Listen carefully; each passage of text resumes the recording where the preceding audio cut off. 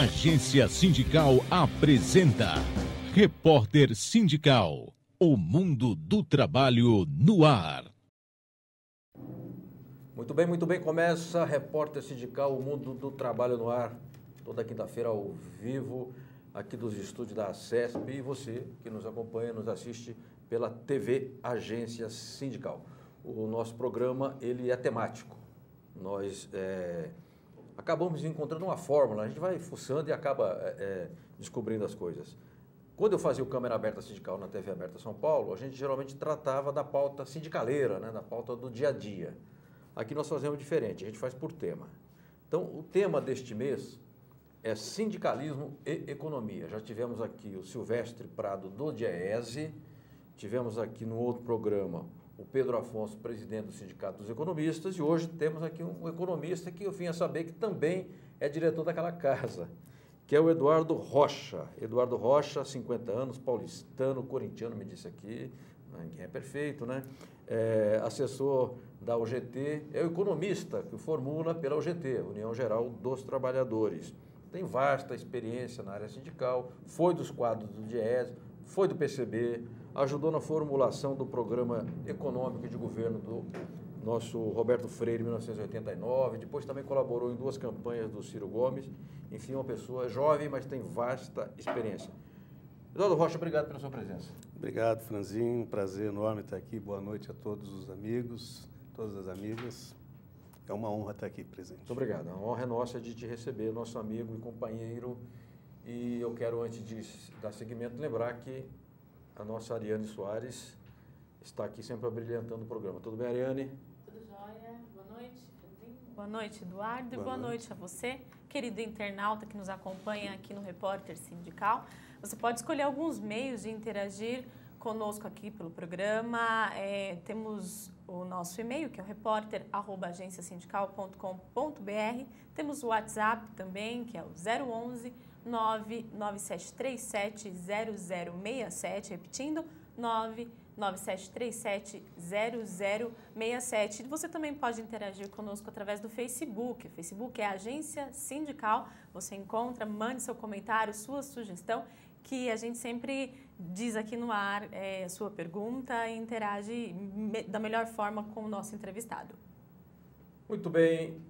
Atrás das câmeras, você não vê, né? O Edu, aí coordenando aqui a direção do programa, e a Gisele, que está se tornando na prática a nossa produtora, né? Que vai fazendo tantas coisas em relação ao programa que está virando a produtora efetiva do nosso programa do Repórter Sindical. Eduardo, muitos economistas hoje trabalham para o setor financeiro, né? Aquelas consultorias todas, deitam falação nas emissoras de TV, você vai ver todos trabalham para bancos, financeiros, etc. Você preferiu trabalhar para o movimento sindical, colocar o seu saber, a sua experiência, o conhecimento que você tem da área política para o movimento sindical. Por quê? É uma opção ideológica que eu tive. Eu venho de uma família de tradição comunista. Meu pai é membro do Partido Comunista Brasileiro, com uma larga experiência em militância na América Latina. E eu, desde criança, presenciei, na época da ditadura, muito sofrimento, na época, né, em cima da minha família, e eu não entendia aquilo, né? Ou seja, por que ficam perseguindo, por que estavam maltratando meu pai, né, deixando a família numa situação extremamente difícil. E, a partir daí, fui conversando muito com meu pai, fui lendo, fui estudando, né, e tive a oportunidade já de, aos 15 anos de idade, entrar na militância política no dia 31 de agosto de 1980 e passei a compor os quadros do Partido Comunista Brasileiro, PCB, o chamado Partidão. Até então não estava na legalidade ainda. Não estava na ilegalidade. Estava na ilegalidade, 80. O partido só vai obter a legalidade dia 8 de maio de 1985, já naquele processo de redemocratização, após a vitória de Tancredo no colégio eleitoral. Depois ele, infelizmente, veio aí a falecer. E dentro daquela onda de democratização, 8 de maio, o PCB foi legalizado. E aí muda a história. E a partir de então, ou seja, foi estudando, Entrei na universidade, na Universidade Mackenzie, depois concluí meus créditos de mestrado na PUC de São Paulo e entrei no DIESE, ou seja, foi uma opção mesmo consciente minha de que a sociedade tem dois grandes mundos, o mundo capital e o mundo do trabalho. Eu optei por um, que é o mundo do trabalho. Bacana. É o nosso caso aqui do Repórter Sindical, que é um programa, nós não somos estreitos, né? Sempre combatemos a estreiteza política e ideológica, mas também temos lado. E aqui procuramos dar espaço para o conjunto do sindicalismo, independentemente de sua orientação política, porque nós não achamos que as pessoas devam pensar igual. É natural que na sociedade, que ela é múltipla, haja uma multiplicidade de entendimento e de visões do mundo. Nós precisamos ser maduros para construir convergências. Eu queria também, nessa linha, perguntar ao Eduardo Rocha como é que ele atua na assessoria da UGT, porque a UGT é muito ampla. O Patá, o seu presidente, Ricardo Patá, é um sujeito democrático, conheço o Patá há muitos anos, um sujeito bem formado, lido, culto, etc. O Canindé Pegado é um secretário-geral também muito articulado. O Chiquinho Pereira, que é um dos dirigentes nacionais, um quadro muito preparado do sindicalismo. E se você pegar o Patá, ele tem uma formação política, o Pegado tem outra e o Chiquinho tem outra. Só para citar em três. Mas são três cabeças do... Tem mais, né, na UGT. Como é que você convive com essas três pessoas e como é que você constrói uma tese, um pensamento convergente na área econômica para a UGT? Olha, é uma bela pergunta. Primeiro que a UGT, acho que a grande virtude, a vitalidade sindical, política da UGT está no respeito ao pluralismo que é existente no seu interior, o que realça o seu caráter extremamente democrático, amplo, pluralista. Mas o que une, basicamente, são os documentos seminais, fundamentais da União Geral dos Trabalhadores, que é o Manifesto de Fundação, que é um conjunto de valores que ali são expressos, também a sua declaração de princípios e os seus documentos oficiais aprovados no Congresso. Ou seja, o elemento central é a defesa do trabalhador, do movimento sindical, da democracia, da liberdade, da justiça social, do desenvolvimento sustentável, da valorização do trabalho, do enfrentamento concreto às questões colocadas aí na ordem do dia, que são basicamente todos esses dramas que nós estamos vivendo aí plural. Ou seja, o que une, de fato, é um projeto que a UGT tem para o Brasil, que já foi apresentado várias vezes, aí, inclusive nas últimas eleições presidenciais. Nossos documentos que apresentam um conjunto de agenda democrática de desenvolvimento. Isso é o que unifica. E, a bem da verdade, esse caráter democrático, pluralista e de extremo respeito existente entre todas as grandes lideranças sindicais da UGT e também de todos os quadros dos mais de 1.350 sindicatos que a UGT tem filiado, uma convivência harmônica, respeituosa. Só para você ter uma ideia, Franzinho, todos os partidos políticos estão dentro da UGT. Olha aí.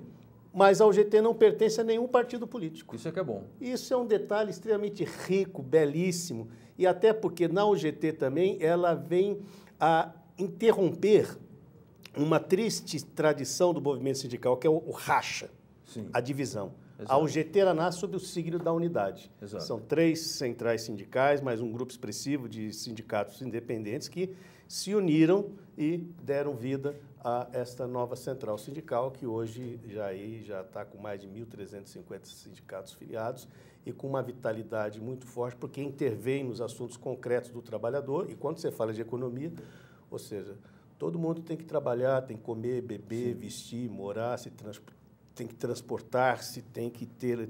Então, a economia é a questão básica da dado concreto. Humana. É um dado concreto, é um dado real. Perfeito. Não tem como. Eu queria citar aqui uma outra pessoa de muita qualidade da UGT, que é o Laerte. O Laerte Teixeira. Eu conheço o Laerte de quando ele militava no sindicalismo de Rio Preto, ele foi até secretário do Trabalho do município, e até no processo de discussão de formação da UGT, eu confesso que eu tinha algumas divergências com o Patá. Eu não sou da UGT, né? Mas eu fui lá conversar com ele, sou amigo dele, então os amigos vão e dizem o que pensam, né? E eu disse, rapaz, você vai conviver com um sujeito muito qualificado e que sempre vai somar. É o Laerte. E até o Patá não conhecia ele assim direito, e depois de alguns anos ele disse, rapaz, o Laerte, então, ele contribui muito, né? Não estou dizendo que os outros não contribuam, mas é um quadro muito qualificado do sindicalismo brasileiro, ligado a uma tendência da democracia cristã, né? Mas é um sujeito progressista e correto. Eduardo, eu quero mostrar aqui um documento, dá para mostrar, Edu? Que é os congressos sindicais, eles têm uma tradição de apresentar teses, né? As teses são debatidas, há palestras, debates, e depois há um documento de resoluções. Eu tenho lá na agência sindical muitos materiais de resoluções de congresso, de CONTAG, de federações, de categorias, etc. Este aqui é o 3º Congresso Nacional Ordinário da UGT, Brasil é Hora das Reformas, São Paulo, 16, 17 e 18 de junho de 2015. E é um catatal. Se eu for ler aqui, eu vou demorar uns 15 programas para ler os pontos. Mas, o Eduardo, o que ele tem de estruturante? Me aponte aqui 3, digamos, pilares desse documento. Muito bem.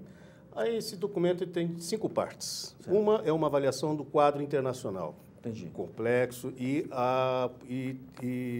mostra também algumas orientações políticas para que a UGT possa ter um protagonismo internacional em defesa dessa articulação global da luta dos trabalhadores por causa dessa nova forma de organização do capital, demanda também uma nova forma de organização dos trabalhadores em escala planetária. E a UGT apresenta uma série de ações aí nesse sentido, as redes sindicais, etc. O segundo elemento mais importante também é uma agenda democrática para o desenvolvimento com valorização do trabalho e da produção. Correto. E onde aí apresenta alguns eixos estruturantes que são fundamentais para que nós possamos dar vida a um novo modelo de desenvolvimento dentro de um novo mundo globalizado, cada vez mais acirrado do ponto de vista da sua concorrência internacional. A primeira coisa que há que se dizer é o seguinte: é necessário para qualquer saída duradoura para a crise brasileira que haja uma reforma profunda e democrática do Estado brasileiro. Correto. Esse Estado que aí está é um Estado máximo para uma minoria privilegiada e é um Estado mínimo para a esmagadora maioria da população brasileira. Perfeito. E nós temos que fazer uma reforma do Estado. Essa reforma do Estado implica em nós fazermos, inclusive, uma redivisão do bolo tributário.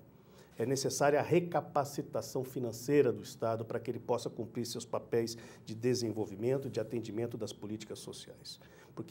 E democratizar essa estrutura do Estado brasileiro. Porque Estado que não explicita o que faz, como faz, quem decide, quem modifica, quem aplica políticas públicas que afetam a vida privada, é um Estado que desorganiza a vida democrática. Então, nós precisamos de um Estado com parede de vidro, com transparência, com controle social, com a participação da sociedade no seu centro decisório. E aí a gente apresenta uma série de medidas.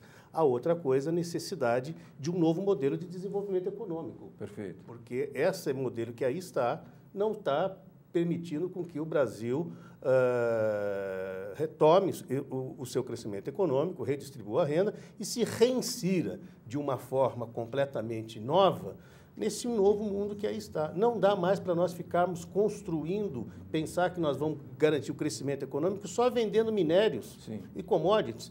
Nós vamos ter que apresentar um projeto, e aqui a gente quer apresentar para você também, outro eixo, decorrente de tudo isso, esse programa, o mais novo que nós vamos apresentar, que é Exportar para Empregar. Perfeito. Eduardo Rocha, economista, meu amigo, assessor da UGT, de certa forma, o formulador das políticas na área da economia, da central, não só da economia, mas sobretudo da economia, porque é a sua especialidade. Eu quero depois tratar um pouco deste documento aqui. O nosso programa hoje é o 3º da série Sindicalismo e Economia. Já estiveram aqui, eu disse, Silvestre Prado do Diese, Pedro Afonso Gomes, do Sindicato dos Economistas, hoje Eduardo Rocha. Oh. Eu disse que eu ia dizer Eduardo Cunha aqui, acabei dizendo. Eduardo Rocha, da UGT, e quero ver se no próximo programa a gente vai ter aqui nós queremos fazer uma coisa diferente, trazer um sindicalista, que é peão, e que foi presidente do Diese, que é o Josinaldo José de Barros, o cabeça, para que ele fale da sua dupla condição, da sua condição de trabalhador e condição de dirigente de um órgão que assessora tecnicamente, economicamente o sindicalismo, que é o Diese. Eduardo Rocha, você vai me dar licença que nós vamos chamar a correspondente, a Rita Casaro, que é jornalista do Sindicato dos Engenheiros e da Federação Nacional dos Engenheiros. Podemos chamar a Rita? Vamos lá? Beleza? Correspondente sindical. Informações das entidades e das categorias.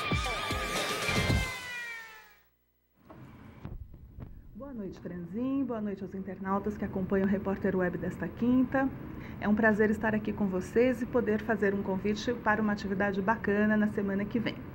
No dia 23 de novembro, segunda-feira, a partir das 15 horas, o Instituto Superior de Inovação e Tecnologia, o ISITEC, em parceria com o Arranjo Nietzsche Mantiqueira, promove um evento intitulado Vamos Falar de Inovação? A atividade vai ser uma palestra dada pelo coordenador do Nietzsche Mantiqueira, o professor João Oliveira Júnior, que terá o título Educar para Inovar e Inovar para Educar.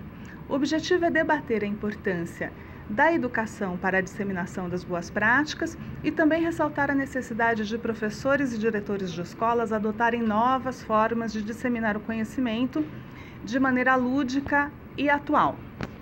Ao final do evento, a oportunidade também vai ser aproveitada para que o Saulo Krishanan, que é o diretor do ISITEC, apresente as informações sobre o processo seletivo para a turma de 2016 do ISITEC, que já está aberto. São 30 vagas disponíveis com bolsa integral. Então, para os interessados em estudar engenharia, é uma chance de saber tudo sobre o curso e o processo seletivo do ISITEC. Então, repetindo, é na segunda-feira, dia 23, às 15 horas, no auditório do ISITEC, que fica na rua Martiniano de Carvalho, número 170, no bairro da Bela Vista, em São Paulo. Mais informações pelo telefone 11 3254 6864 ou e-mail isitec@isitec.edu.br. É isso, Franzin. Muito obrigada e um abraço. Correspondente sindical. Informações das entidades e das categorias. Muito obrigado, Rita Casaro, competentíssima jornalista que coordena o setor de comunicação do Sindicato dos Engenheiros do Estado de São Paulo, da Federação Nacional dos Engenheiros, da CNTU. Muito obrigado pela sua generosa participação aqui no nosso programa. Eu estou hoje conversando com o Eduardo Rocha, 50 anos, paulistano,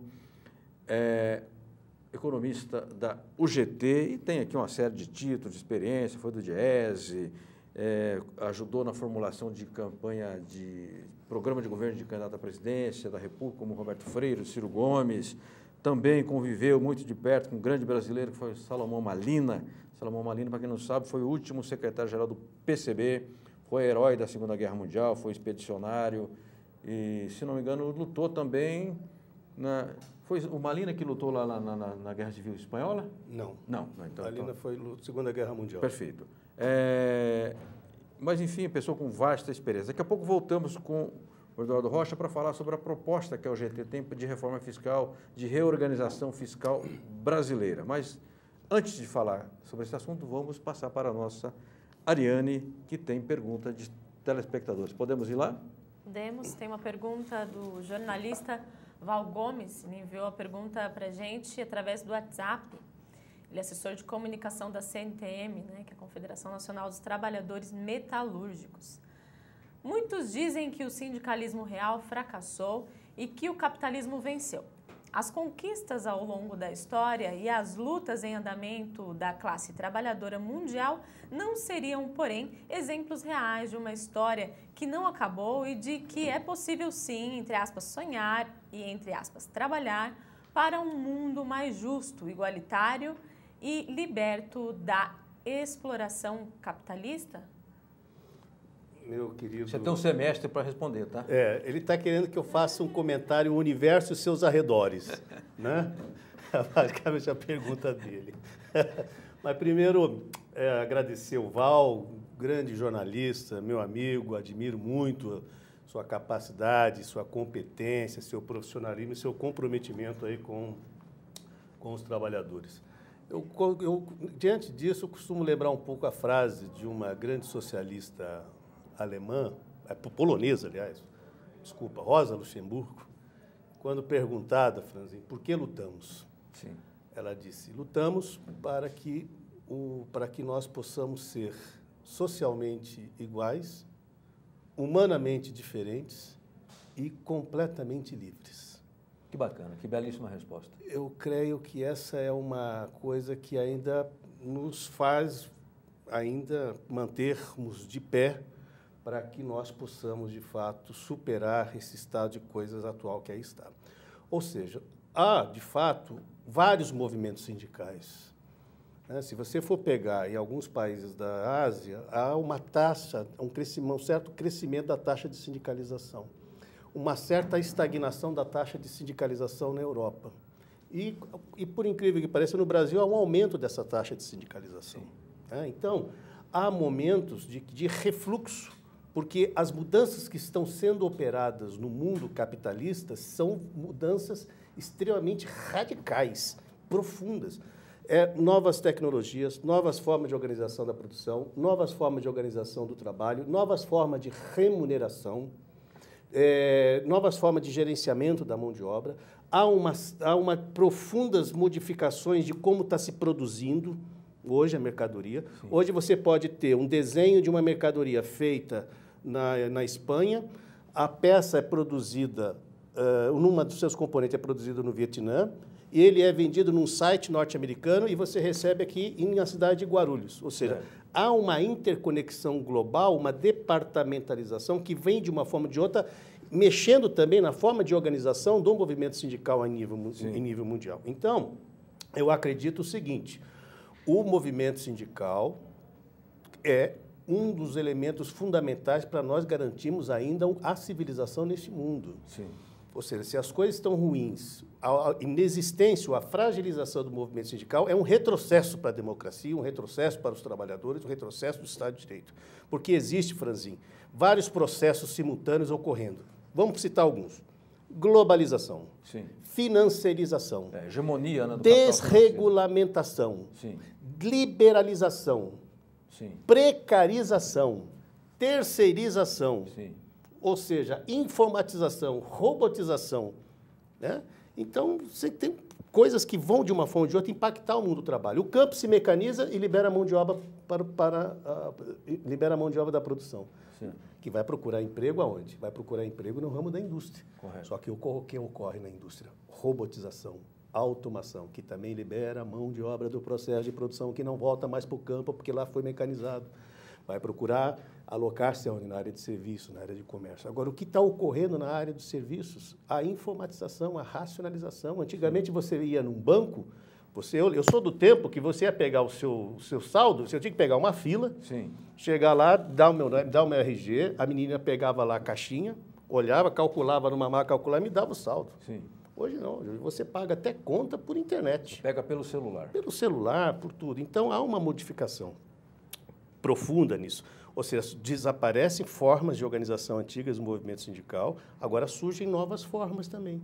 E vem surgindo aquilo que um economista inglês chamado Guy Standing, que ele escreveu um livro que eu recomendo aí, ator chamado O Precariado, que ele chama que é a nova classe perigosa dos trabalhadores, que é aquela trabalho informal, que não tem registro em carteira, que trabalha de forma extremamente parcializada, que não tem direitos garantidos. Então, isso daí cada vez mais vem afetando o movimento sindical. Agora, para isso, nós temos que sempre nos atualizar, interpretar a economia capitalista, sim, entender as suas nuances, os seus detalhes, o seu funcionamento e, a partir daí também, diante dessa nova forma, viu, Val, de organização mundial do capital, nós temos que pensar uma nova forma mundial de organização do trabalho. Perfeito. Excelente resposta. Pensei que fosse demorar um semestre e não precisou, porque a pergunta do Val é realmente complexa, né? Como o Eduardo Rocha citou muitas modificações, eu quero aqui só lembrar um fato. Eu tenho um amigo que ele é indiano, hindu, e um dia ele estava exaltando a economia da Índia, a sua pujança e etc. E eu perguntei, como é que é a condição dos trabalhadores lá? Quantos dos trabalhadores indianos, hindus, têm contrato regular? Apenas 5%. Então, você imagina que o precariado que você citou do livro, do inglês, né, seja uma regra geral na Índia, porque é uma forma de superexploração capitalista clássica, né? Então, não tem sequer contrato, portanto, não tem garantia, portanto, o salário também não é uma coisa assegurada e assim por diante. Mas, Eduardo Rocha, eu queria aqui, antes de colocar uma reportagem, Edu, encaminhar uma outra questão com você. Nós estamos tratando de assuntos muito complexos, macroeconomia, sistema produtivo internacional, reestruturação capitalista, etc. No movimento sindical, isso tem que ser entendido pelos dirigentes e as políticas têm que ser implementadas pelas direções. Como é que pega esse material que é extremamente complexo, há muitas teorias sobre tudo, sintetiza e dá, digamos, para um dirigente fazer um discurso? Verdade. Esse é um dos grandes desafios que a UGT se colocou, basicamente, foi dar esses cursos de formação para o dirigente sindical, para dominar esses temas complexos.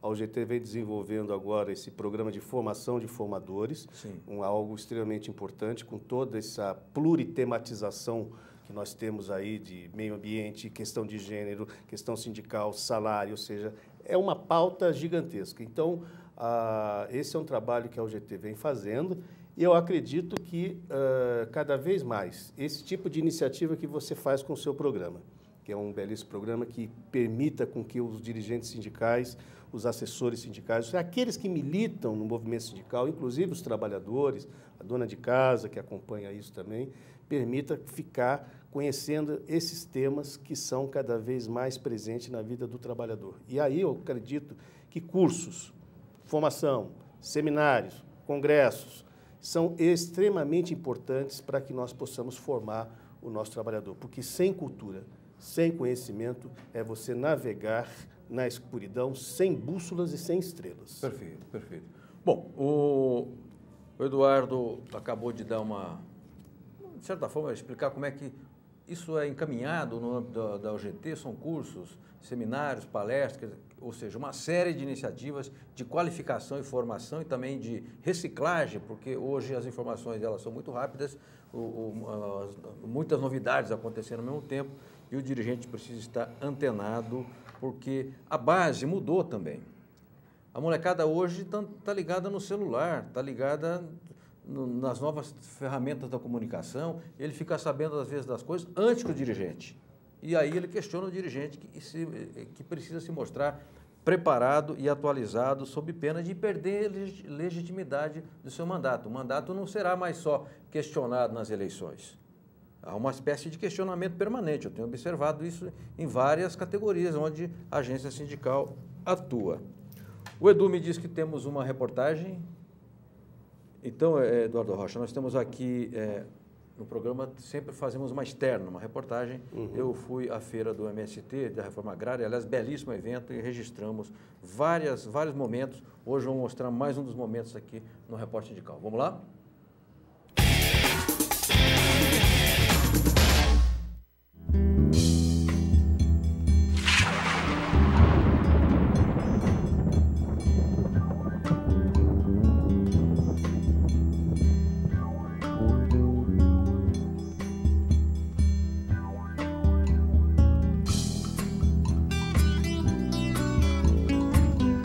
Eu me encontro hoje no Parque da Água Branca, que é um parque muito conhecido, popular da cidade de São Paulo. E por que eu estou aqui? Porque está acontecendo a primeira feira da Reforma Agrária, do MST, no Movimento Rural dos Trabalhadores Sem Terra. Eu vou falar agora com a Adriana, que ela é do setor de imprensa aqui da feira e do MST. Adriana, a feira parece que teve repercussão, muito sucesso, muita gente por aqui. Pois é, muito boa, né?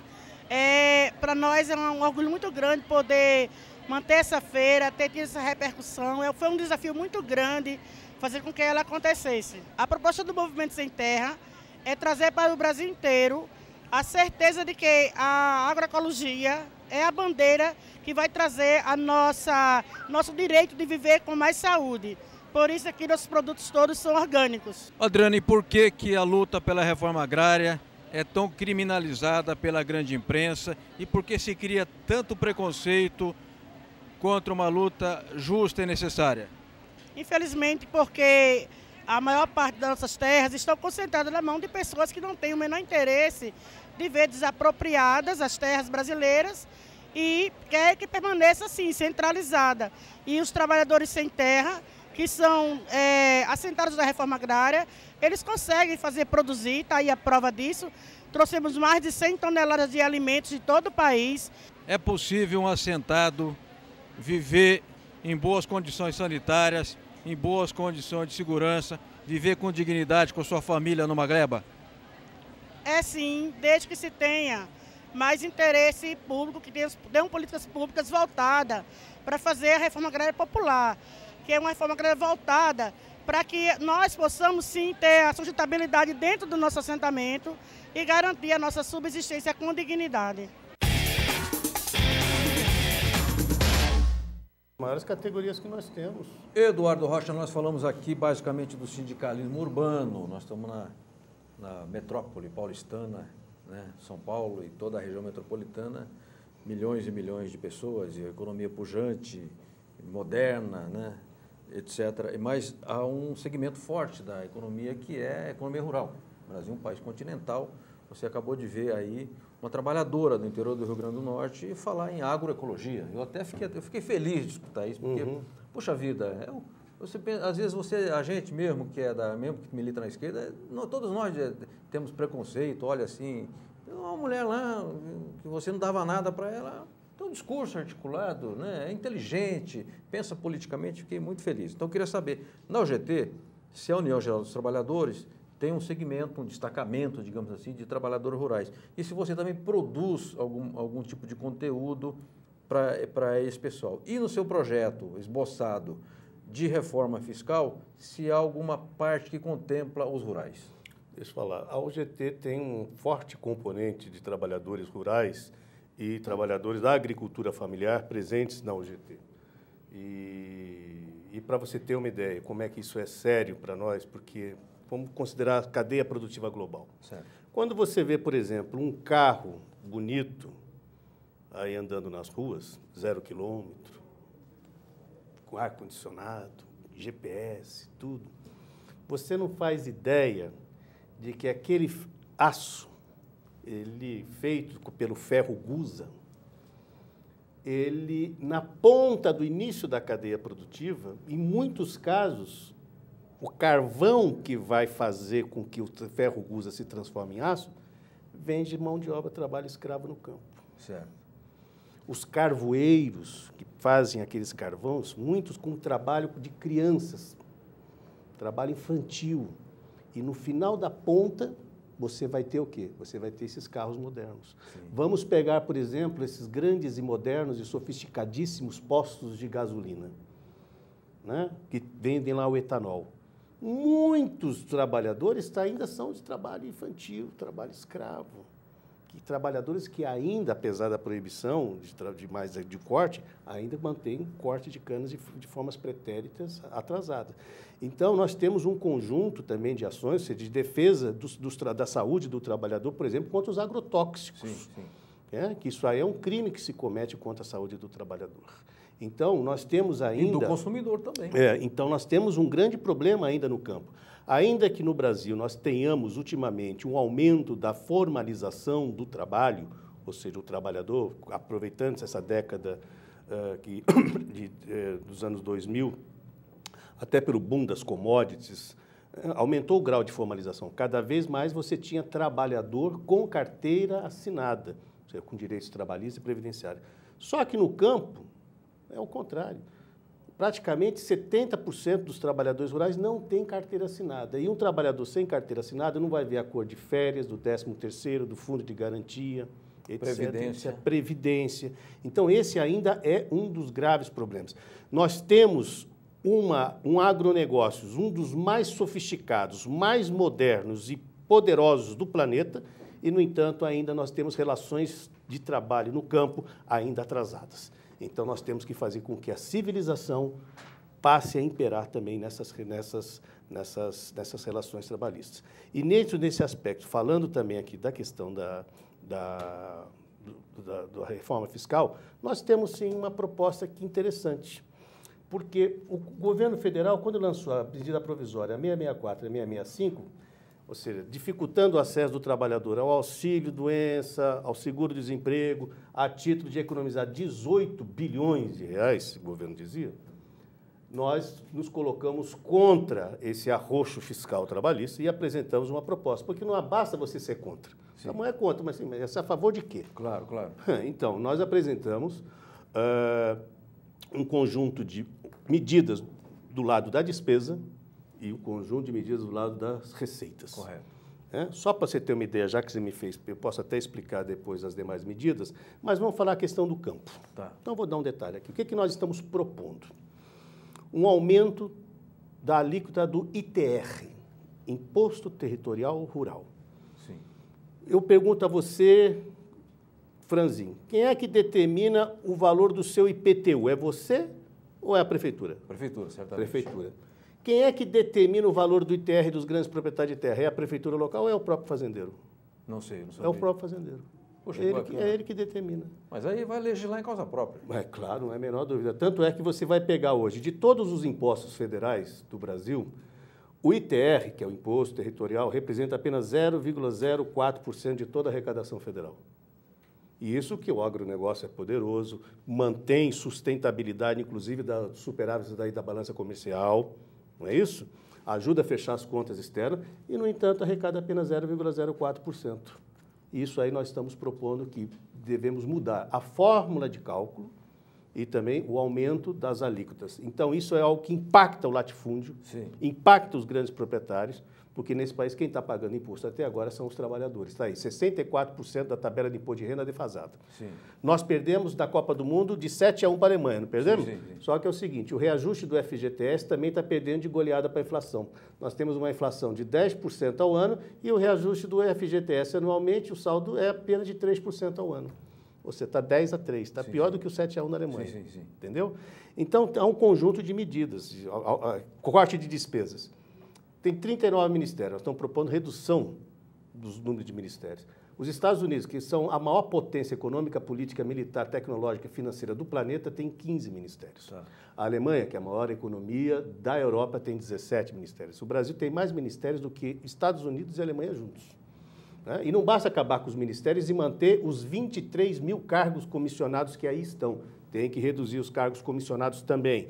Tem que acabar com esse negócio dos cartões corporativos, que o cidadão gasta, não explicita para como gastou, onde gastou, quanto gastou, porque é segredo de Estado. Como é que dinheiro público vai ser? Compra até tapioca, né? Compra até tapioca ali na hora de Salvador. Até o ministro do esporte fez isso, né? Como se ele não tivesse salário para fazer, né? A outra coisa, nós estamos aqui propondo também o quê?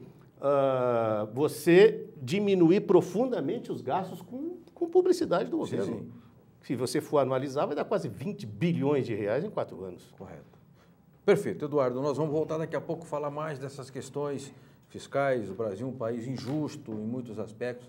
Neste marcadamente injusto, historicamente injusto. Eu quero chamar um intervalo. Nós temos um intervalo aqui, que participam alguns apoiadores nossos. E, na sequência, a Ariane Soares vai apresentar uma outra pergunta. Então, Ariane, já fica de prontidão, porque você entrará com a pergunta de imediato. Vamos lá, Edu, ao intervalo.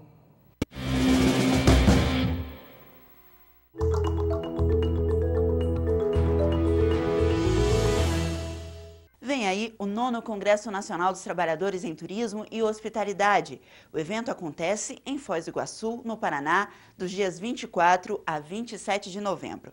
Vai ser uma grande oportunidade para nós, trabalhadores filiados a contrato, fazermos uma avaliação do 2º mandato da presidente Dilma Rousseff, bem como o planejamento e a preparação para as ações futuras e o posicionamento do movimento sindical brasileiro diante do cenário político atual. Participe! As inscrições vão até o dia 6 de novembro. Para mais informações, acesse nosso site www.contrato.org.br. A gente se vê!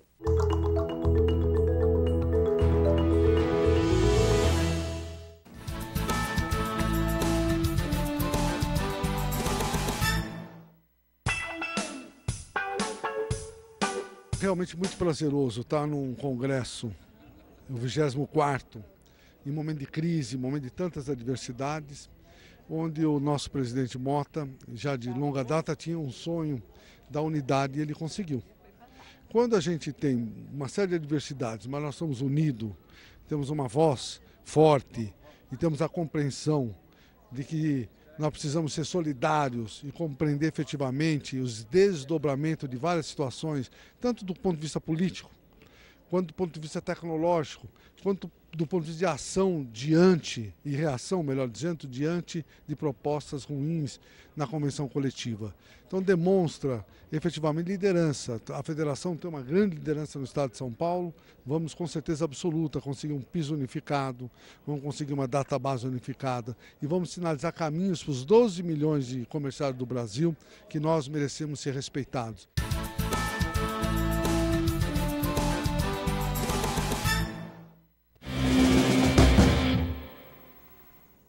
Muito bem, voltamos com o Repórter Sindical Mundo do Trabalho no Ar, hoje entrevistando o Eduardo Rocha, economista-chefe da UGT, detentor de muitos títulos de especialização e tem tantos assuntos que ele vem abordando, nós poderíamos fazer aqui uns 35 programas, ainda teríamos assunto a tratar, porque tem conteúdo, tem história, tem vivência, tem experiência e tem compromisso.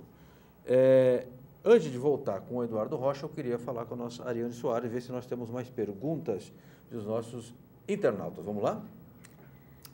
Eduardo, nós recebemos uma pergunta do Robson Giogazola, que é um jornalista amigo nosso aqui. Uhum. Que tipo de carência econômica você percebe nos sindicatos de base hoje? Como essa carência pode ser suprida? Parabéns, Robson, grande amigo também, grande jornalista. Olha, eu queria dizer o seguinte, há várias carências. Temos que reconhecer. Nós não podemos fazer um debate sindical simplesmente fazendo altos elogios e dizendo que está tudo bem, está tudo perfeito. Não, nós temos muitas dificuldades sérias que nós temos que enfrentar e a melhor forma de nós enfrentarmos é reconhecendo as nossas fraquezas, nossas fragilidades, no sentido de identificá-las e superá-las. Há muitas coisas que eu gostaria de falar, mas dentre as quais uma que me toca muito, que é eu estou sentindo muita falta no movimento sindical de formação política sindical, porque parece que se abandonou um pouco isso, ou secundarizou-se, ou seja, diminuiu um pouco a importância disso, ou seja, diante de tantas profundas transformações que nós estamos vivendo hoje no mundo, onde o conhecimento é rápido, é ligeiro, é de uma velocidade fantástica, tudo que é novo rapidamente fica velho. É rápido. Então, é aquela velha história. Agora que eu consegui responder a primeira pergunta, surgiu a outra, eu já não sei mais, né, como responder, porque tão rápido que é. Então, acho que isso, viu, Robson, a questão da formação político-sindical. E não é uma formação simplesmente, olha, o que é um salário, o que é uma convenção coletiva, o que é uma norma, o que é um acordo coletivo, como se faz uma campanha salarial, o que é matemática sindical, como é que é uma negociação. Eu estou dizendo de ter uma visão ampla, sistêmica, global, entender o mundo, entender os grandes processos econômicos, sociais, culturais, políticos, científicos, tecnológicos, esses grandes conflitos internacionais que afetam, de fato, a vida, inclusive econômica. Sim. E entender também, ter essa visão maior. Nós temos que fazer com que, cada vez mais, nós tenhamos condições de fazer com que o dirigente sindical aprenda a pensar. Tá. Pensar criticamente e agir criticamente. Porque alguns dizem que a condição humana é o trabalho. Outros dizem que a condição humana é única e exclusivamente ganhar dinheiro através do trabalho. Agora, eu sou mais a Hannah Arendt que dizer que a verdadeira condição humana é pensar politicamente e agir politicamente. Isso nos faz humanos. Sim. Então, eu acredito que repensar essa ação sindical direcionada à formação política e ideológica é fundamental. Até porque tem muito dirigente sindical que, só pelo fato de ser dirigente sindical, não significa que pensa com a cabeça de trabalhador. Sim. Eu conheço muito dirigente sindical, alguns dirigentes sindicais, que você vai falar, você fala, pô, isso aqui é patrão. Sim. Então, nós temos que reconhecer isso. Então, a necessidade dessa formação política, formação ideológica, de entender filosofia, de entender economia política, de entender a história do movimento operário internacional, de entender a história do movimento sindical brasileiro, entender as razões pelas quais emergiram o movimento sindical e essa atual estrutura sindical brasileira vigente, o que está falhando. Então, essa é a grande questão que eu acho, que essa formação e fazer um profundo debate dos rumos que o sindicalismo vai ter durante esse século XXI, que aparentemente está sendo um século muito triste, muito conturbado, um século extremamente preocupante, né? E com ataques violentos à organização sindical em escala mundial, com um processo crescente de precarização das relações de trabalho, com um ataque crescente ao estado de bem-estar social, com um ataque permanente às conquistas das redes de proteção social, ou seja, nós estamos vivendo uma situação extremamente difícil e eu acredito que o conhecimento, o saber, a cultura e a inteligência é uma arma fundamental para os trabalhadores. Perfeito. Eu quero mostrar aqui um bannerzinho, né, do TV Agência Sindical, www.tvagenciasindical.com.br. E aqui nós temos o WhatsApp, o Zap, como diz um amigo meu, 997-370067, 997-370067, pelo qual você pode fazer contatos e falar com a gente. Mostrar rapidamente o material que ainda não foi publicado, digamos assim, produzido pelo Eduardo e pela UGT, cartilha da UGT para as colônias de pescadores no Brasil, porque é um grande contingente de pescadores, já que o Brasil tem uma costa marítima imensa e muitos rios, e rios enormes, talvez os maiores até do planeta. Mostrar também um livro que me foi dado sobre o presidente João Goulart, porque eu tenho profunda admiração, sem perguntas, sem respostas, e uma conclusão: o presidente injustiçado. Marco Pinheiro, inclusive, é médico. Então, está aqui mostrado o livro. E como disse o Eduardo, citou aqui vários filósofos e pensadores, quero citar um que não era filósofo, mas pensava, que era o John Lennon. John Lennon dizia o seguinte: pense global e haja local. Né? Ou seja, tem que entender a conjuntura, entender as coisas como elas estão acontecendo, a sua natureza, as suas relações intrínsecas e agir no micro. Senão não vai dar para você agir no macro, porque você não é o presidente dos Estados Unidos e nem dirige a NASA, mas você pode agir no micro. Bom, temos alguma pergunta, mais alguma coisa? Eu posso tocar o programa com o Eduardo? Vamos tocando? Depois vocês me avisam aqui quantos minutos faltam, porque eu não estou com o controle. Eduardo Rocha, 50 anos, paulistano, hoje é o terceiro participante da série Sindicalismo e Economia. Nós não estamos falando só de economia, o programa ele tem um pretexto, né? Mas depois do programa ao vivo, você vai construindo a pauta durante o programa, por isso que eu sempre gostei de fazer programas ao vivo. Agora eu quero descer um pouco aqui a discussão, não no mau sentido, no sentido positivo. Eu entendo, Eduardo, que o dirigente, muitas vezes, capturado pela burocracia sindical, muito avião, muito Brasília, muito congresso internacional, acaba se desvinculando da sua base e ele acaba não tendo mais uma dimensão do que é a vida real de quem acorda cedo e dorme tarde. Né? Em que medida esses cursos, a formação, a reciclagem, pode ajudar a restabelecer um contato original, digamos, porque aquele dirigente, um dia ele foi metalúrgico, peão de pé de máquina, um dia foi cobrador de ônibus, um dia foi caixa de supermercado e depois entra na burocracia sindical e acaba ficando muito descolado disso. Como é que faz para trazer ele de volta ao encontro da sua própria história? A formação econômica ajuda? Os cursos, os seminários? Ou é a lida sindical, ir para cima, ir na base? Ou é tudo isso junto? Olha, acho que é tudo isso e mais um pouco, né?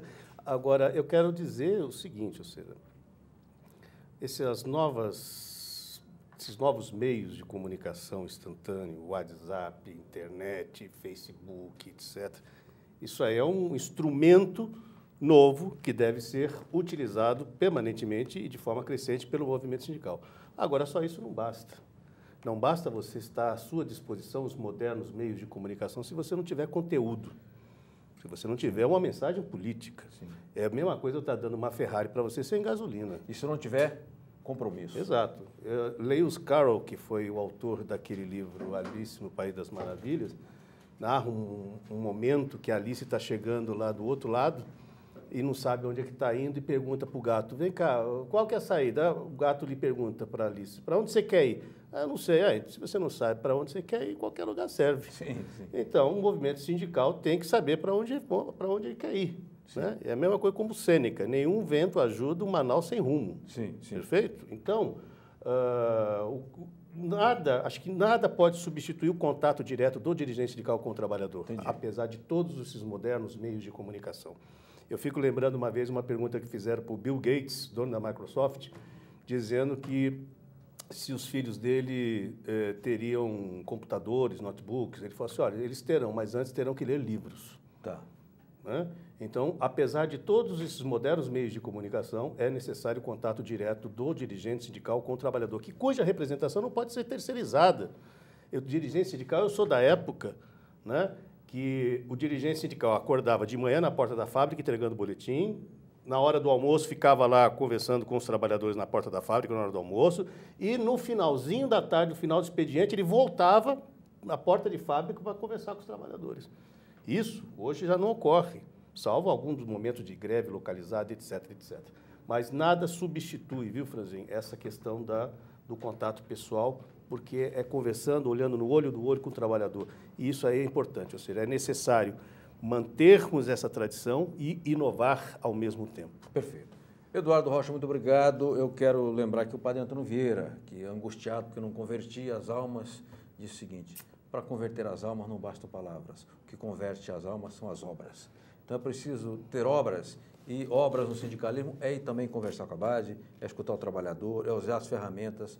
Não ser apenas sindicalista de Facebook. Está cheio de sindicato por aí, sindicalista de Facebook. Fala, companheiro, vai na base, que ajuda mais do que o Facebook. O Facebook ajuda, mas não é o decisivo. O Edu me disse que temos aqui uma reportagem, se não me engano, foi com o Audálio Dantas, que é sindicalista, melhor presidente, maior presidente que o sindicato, meu sindicato jornalista já teve, no lançamento de um livro, Jogo Rápido. Assistimos ao Arquivo Sindical Reportagem, voltamos já já. Vamos lá? Arquivo Sindical. A história vivida do sindicalismo brasileiro. Câmara Aberta Sindical se encontra hoje no bar na Vila Madalena, onde está acontecendo um evento muito importante, que é o lançamento de mais um livro do Audálio Dantas, Tempo de Reportagem. O lançamento de um livro de reportagem hoje é uma coisa muito importante, porque a reportagem é um negócio meio de lado hoje, né? Mas eu acho que o futuro do jornalismo impresso está na reportagem. O Guto Audálio presidiu o nosso sindicato, deixou uma marca extraordinária na entidade, não deixou? Sim, ele presidiu o sindicato, ele foi eleito no começo do ano de 75, né, em março, se não me engano, e no final do ano, em outubro, teve a tragédia, o grande problema da morte, do assassinato do Vladimir Herzog. Quer dizer, então o Audálio, na verdade, teve uma prova de fogo. Primeiro foi a eleição com 3 chapas, derrubando um grupo conservador que estava lá no sindicato há uma década. Então, ele venceu essa primeira etapa de transformar o sindicato, trazer o sindicato para o campo popular, democrático, antes do ABC, e depois, meses depois, enfrentou essa grande tragédia nacional que foi o assassinato do Vladimir Herzog. Um pesquisador, um escritor, ele está lançando esse livro agora e está lançando um livro sobre o meu pai em outubro, né? Ele é uma figura importante que tem ajudado a contar a história desse nosso país. As pessoas precisam saber o que aconteceu e ele é uma das poucas pessoas muito talentosas que tem se dado ao trabalho de fazer esse trabalho, de reunir essas informações, organizar tudo isso daí e compartilhar com as pessoas, né? O Ivo estava me dizendo, o Ivo Herzog, filho do Vladimir e da Clarice, que é provável que este ano seja lançado o livro. Está a previsão? O livro está pronto, na verdade ele ficou até pronto antes desse tempo de reportagem, mas a gente solicitou mesmo a editora que ficasse mais próximo mesmo para o ano do falecimento, da morte do Vladimir Herzog. Arquivo Sindical. A história vivida do sindicalismo brasileiro. Da Revolução muito bem, muito bem. Repórter sindical, o programa ao vivo, né? É na vida real, né? É assim mesmo. O Eduardo estava falando sobre a Revolução Russa. É uma pergunta do que o repórter sindical vai passar novamente a uma pergunta para a nossa Ariane Soares. Quem pergunta e o que pergunta? É o Val. Val, muito obrigado por sua participação. Hoje ele nos passou aí umas 3 perguntas e nós fizemos uma seleção. E tem uma delas aqui que é interessante. Estamos próximos dos 100 anos da Revolução Russa de 1917. Que aspectos podemos ressaltar desse marco histórico para a humanidade? 15 volumes de livro, assim, de 400 páginas cada um. Olha, foi uma ruptura do sistema capitalista mundial à vitória da Revolução Russa que levou os operários, camponeses, soldados ao comando do Estado da Rússia, pondo fim a mais de 9 séculos de czarismo, de opressão e de exploração. Foi uma primeira tentativa histórica significativa ao longo da história da humanidade de abrir um processo de transição a uma sociedade socialista, uma sociedade superior, que superasse completamente os dramas vividos pela sociedade capitalista ocidental. Ela se deu, evidentemente, numa sociedade atrasada, não se deu numa sociedade desenvolvida, como se fosse, como imaginava Marx, que era primeiro a Inglaterra, depois a França, né? Você se deu, como diria o velho Lenin, no elo fraco da cadeia. Evidentemente que a configuração da Revolução Russa de 1917 abalou completamente as estruturas políticas, teóricas, ideológicas e econômicas do Ocidente capitalista, que, de uma forma ou de outra, tiveram que se adequar a um novo ser no plano mundial que estava crescendo a economia, resolvendo os problemas da humanidade, resolvendo os problemas da educação, resolvendo os problemas da saúde, dando terra para os camponeses, dando paz ao povo e dando pão ao povo soviético até então. Foi uma experiência que surgiu num país cercado de potências capitalistas, que sofreu profundas invasões de 1919 até 1921, sofreu o ataque hitlerista dia 22 de junho de 1941, as tropas de Hitler invadem a União Soviética, 27 milhões de soviéticos são mortos na Segunda Guerra Mundial, 27 milhões, ou seja, o mundo todo colocou-se de todas as formas para derrubar essa primeira experiência socialista internacional, que após a Segunda Guerra Mundial avançou e fez e proporcionou algo extremamente importante. O capitalismo teve que ceder os anéis para não perder os dedos, ou seja, vamos criar aqui uma política social, vamos dar educação, senão esses caras vêm aqui e fazem a revolução. Sim, sim. Agora tem um detalhe. O fim da União Soviética, em 25 de dezembro de 1991, e o colapso do socialismo real, que tem aí a sua marca mais fundamental, mais emblemática, mais significativa, dia 9 de novembro de 1989, que é a data da queda do Muro de Berlim, proporcionou uma reação neoliberal conservadora e reacionária em escala planetária. Então, eu quero dizer o seguinte, a partir de 17, o capital fez assim, eu vou dar os anéis para não perder os dedos. Quando acaba a União Soviética, acaba essa experiência do socialismo real, esse mesmo capital disse ao trabalhador, você lembra aquele anel que eu te dei em 17? Eu quero de volta. E aí vem os ataques às conquistas sociais, os ataques novamente, por isso que você tem essa regressão. E a geopolítica mudou. Ou seja, se pensava que ao final da Guerra Fria você teria um mundo melhor, mais equilibrado, nós não tivemos mais isso. O que nós estamos vendo, pelo contrário, muito preocupante, um avanço da barbárie. É o terror capitalista. É um terror da barbárie. E eu fico lembrando a frase de Engels, ele tem um texto famoso, chama Socialismo ou Barbárie. Como não temos socialismo, nós estamos caminhando para a barbárie, infelizmente, mas nós temos que continuar a lutar por aqueles belíssimos sonhos que todos aqueles que nos antecederam mantiveram acesa a chama de todos nós, de uma humanidade mais justa, humana, verdadeiramente humana e feliz, e sem guerras. Perfeito. Muitíssimo obrigado, Eduardo Rocha, meu amigo economista da UGT, militante da esquerda, com muita experiência na área política, deu aqui uma aula sobre muitos assuntos a todos nós e nós poderíamos ficar aqui umas 3 horas tocando assuntos que nós não esgotaríamos a pauta. Não deu para ele falar sobre o curso de gestão sindical que é proposto pelo Sindicato dos Economistas. Nós vamos falar sobre esse assunto aqui em breve. Antes de encerrar o nosso repórter sindical, eu quero dizer o seguinte, dar uma informação sindicaleira. Dia 23, segunda-feira, às 6 da manhã, vão parar as garagens das empresas de carro forte de Campinas e Ribeirão Preto em defesa, num ato de reação aos ataques que o crime organizado vem fazendo aos carros fortes e aos trabalhadores, porque não atacam apenas o patrimônio, ali a gente, a seres humanos, pai de família, que são atacados com fuzis, arma .50, verdadeiras armas de guerra que estão levando morte e violência aos trabalhadores. Eu vou para Campinas acompanhar a manifestação lá com meu amigo João Passos, que dirige o sindicato do Carro Forte. E aí, na semana que vem, daremos informações do que foi aquele movimento. Muito obrigado a todos e a todas que nos acompanharam. Até quinta-feira que vem com um novo repórter sindical, O Mundo do Trabalho no Ar. Forte abraço.